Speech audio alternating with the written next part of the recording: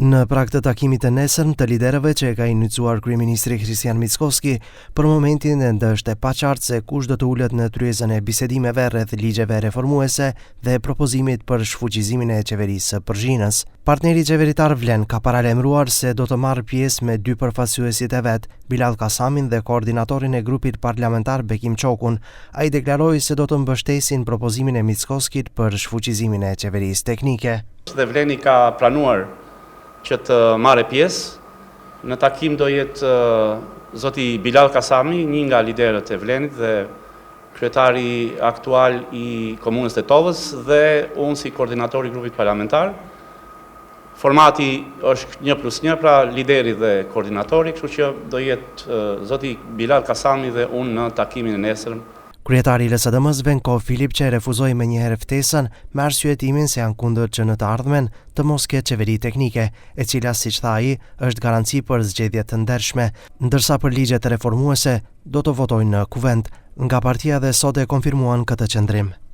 Pushteti aktual i koalicionit Tender VMRO Znam po i keq përdor institucionet dhe resurset shtetërore për qëllime partijake dhe kriminale, po miratohen rezoluta me të cilet praktikisht po shfuqizohet liria e fjalës së opozitës, ndërsa me ligjin për policinë po shkohet drejt një partizimi të plotë të MPB-s. Legalizimi i mbikëqyrjes masive me 65.000 kamera mundëson mbikëqyrje digjitale të lëvizjeve të qytetarëve. Ministri teknik nga opozita është garanci që ky sistem nuk do keq përdoret për ndjekjen e qytetarëve apo të opozitës gjatë fushatës. Nga BDI-ndes kanë një vendim final nëse do të marrin pjesë, por paralemruan se është e mundur të dalin me kërkesat e tyre. Sekretari i përgjithshëm i partisë, Arber Ademi, në emisionin Klik Plus në televizionin 21, vlerësoi se për momentin një takim i liderëve është i rëndësishëm, por shtoi se takimet e liderëve duhet të fokusohen në diskutime me kornizë dhe agjendë të qartë për çështje që janë me rëndësi për shtetin dhe qytetarët, e jo vetëm për fotografim.